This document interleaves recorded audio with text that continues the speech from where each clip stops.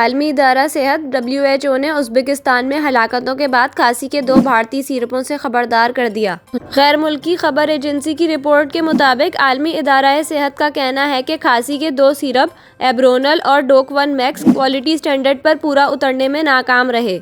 ये दोनों दवाइयाँ भारतीय रियासत उत्तर प्रदेश की कंपनी मारिन बायोटेक तैयार करती है, जिसे अब आलमी इदारा सेहत ने गैर मयारी करार दे दिया है।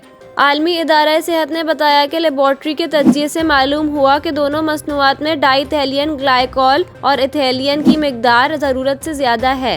ताहम भारतीय कंपनी ने आलमी इदारा सेहत को फ़िलहाल इन दोनों सिरप की क्वालिटी से मुताल्लिक कोई ज़मानत नहीं दी है। रिपोर्ट्स के मुताबिक उज़्बेकिस्तान में दिसंबर 2022 में इस भारतीय कंपनी की दवाइयाँ इस्तेमाल करने से माबैना तौर पर 19 बच्चों की हलाकत हुई थी।